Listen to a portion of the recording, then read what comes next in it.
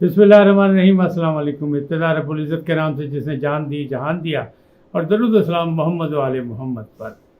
ناظرین، آئیے ان کے ساتھ ناصر نقوی حاضر خدمت ہے۔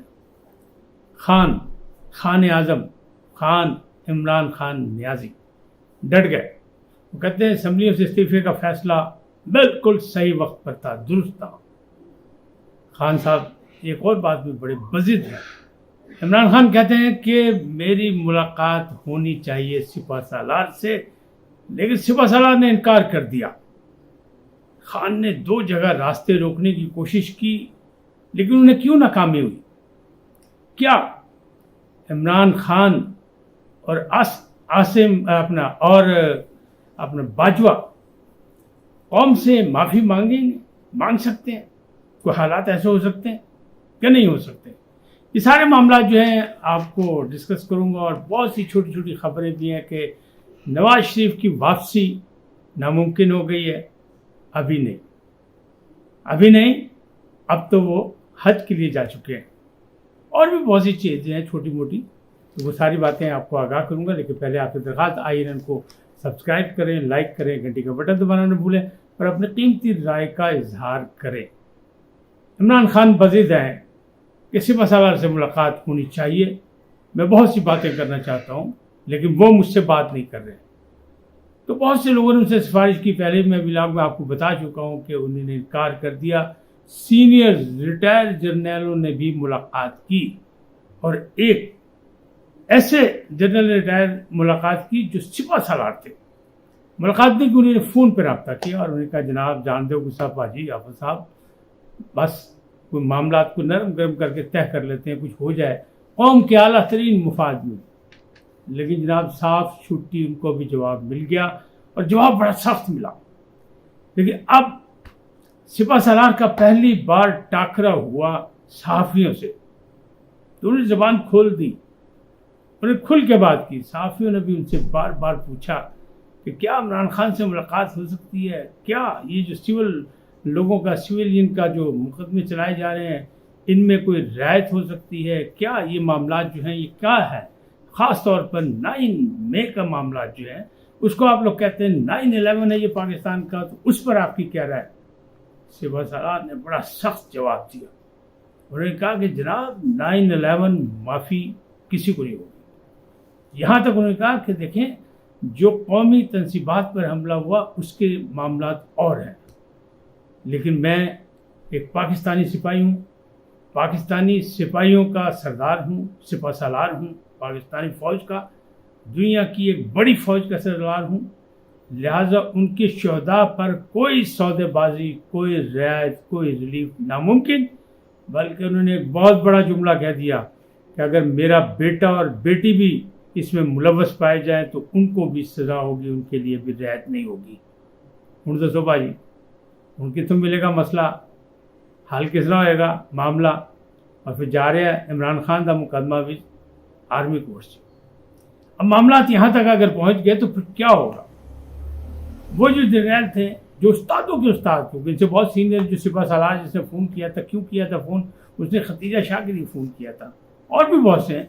لیکن جو اسلام آباد سے اور دائیں بائیں سے جو خبریں مل رہی ہیں، اس کے تحت یہ پتہ چلا ہے کہ جناب جو آرمی سے میں لوگ شامل تھے وہ آن سروس تھے یا ریٹائر، اس میں 2 اسٹار 4 اسٹار تھے یا 3 اسٹار، ان سب کے بارے میں فیصلے ہو چکے ہیں، ان کا ٹرائل ہو گیا ہے، بس صرف اناؤنسمنٹ باقی ہے۔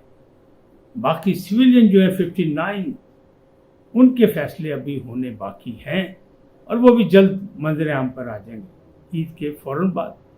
اس سے پہلے شاید یہ نہیں آئیں گے، کیونکہ عید کے موقع پر وہ ایسی کوئی خبر دینے کو تیار نہیں ہے۔ اب معاملات کیا ہوں گے؟ اب معاملات تو یہی ہے کہ جہاں عمران خان صاحب چاہ رہے ہیں کہ سپہ سالار سے ملاقات ہو جائے، سپہ سالار نے کرا دی چھٹی، جھنڈی دکھا دی سبز رنگ کی کہ بھائی نکل لو جدھروں دی آئے ادھر، کسی کی بات میں نے نہیں ماننی۔ انہوں نے کہا نہیں، انہوں نے کہا بات سیدھی ہے کہ میں نے ابھی تک کسی سیاسی لیڈر سے ملاقات نہیں کی، تو میں کیسے عمران خان سے مل لوں؟ انہوں نے کہا میں صرف وزیر اعظم سے ملاقات کی، یا جب وہ قومی سلامتی کمیٹی کے جب اجلاس ہوا تو اس میں وزرائے اعلیٰ سے ملاقاتیں ہو گئیں، باقی میں کسی سے ملنے کو تیار نہیں، نہ میں پابند ہوں، نہ میرا عہدہ اس بات کا مزاج یا حیثیت یا حدود رکھتا ہے یا ایسا اس کا کی ذمہ داری ہے کہ وہ عام سیاستدانوں سے ملے۔ ہم نے سیاستدانوں سے نہیں ملنا اور بالکل اسی پاسے ہو کے بیٹھے ہیں، تو بھائی بیٹھا رہنے دو، تھوڑی مہربانی۔ اب یہ معاملات جو ہیں یہ کہاں تک جائیں گے، کیا ہوگا، کیسے ہوگا، کس طرح ہوگا؟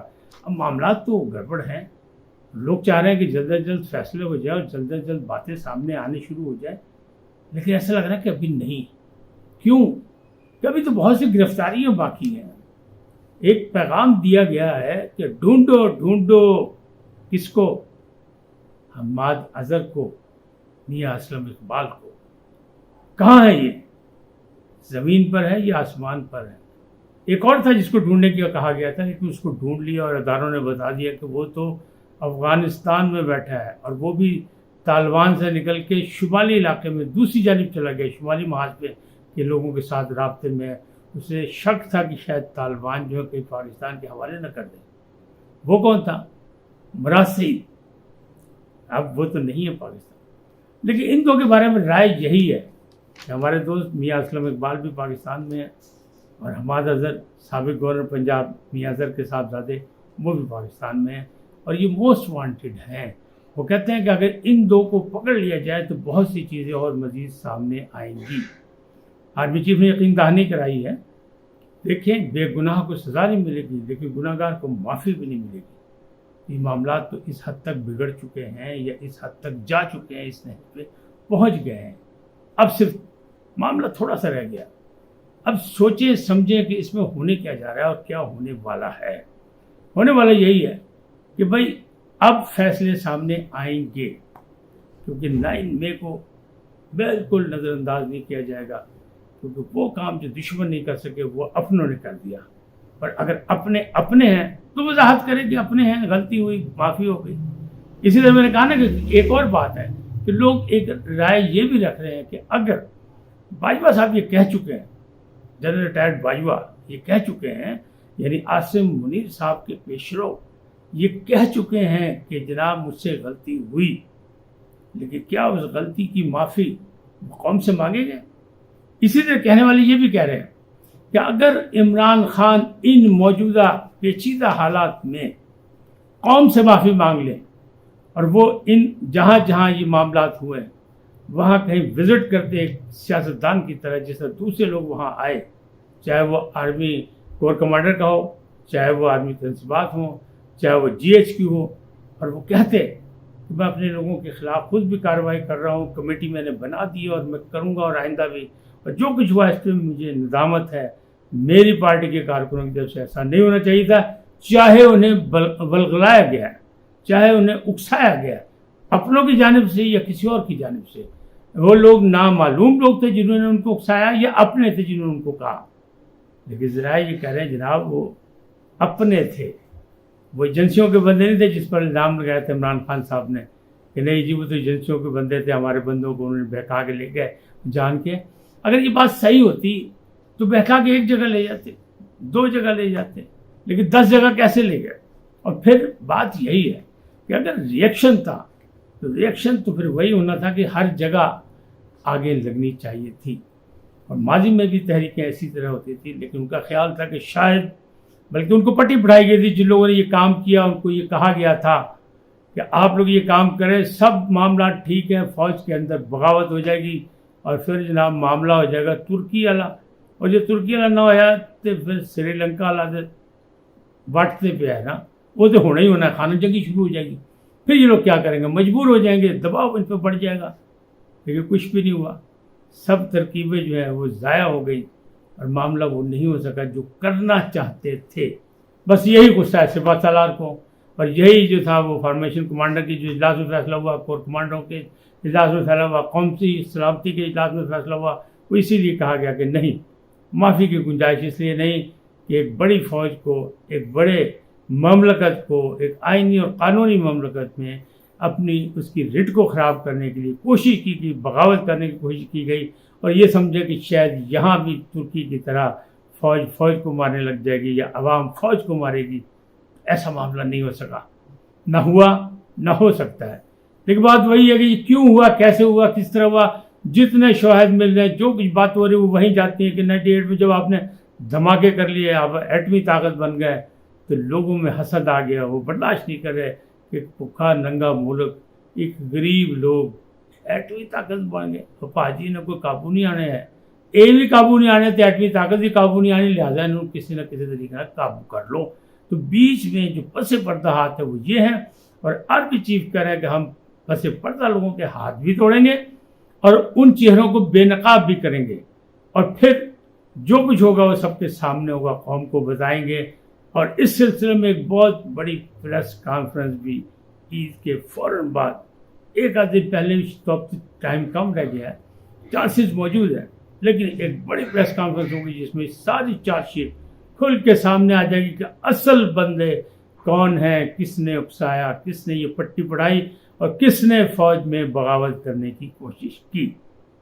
چلیں دیکھیں گے، ہم بھی، آپ بھی دیکھیں، انتظار کریں کہ بڑی پریس کانفرنس کب ہوتی ہے اور اس میں چارج شیٹ کس کس نام کو دی جاتی ہے، کس کس شخصیت کو دی جاتی ہے. آج اتنا ہی، پھر ملیں گے نئے موضوع کے ساتھ، نئے عنوان کے ساتھ. جاتے جاتے آپ سے درخواست کہ اللہ آپ کو سلامت رکھے. آپ INN کو سبسکرائب کریں، لائک کریں، گھنٹی کا بٹن دبانا نہ بھولیں اور اپنی قیمتی رائے کا اظہار کریں. اللہ نگہبان.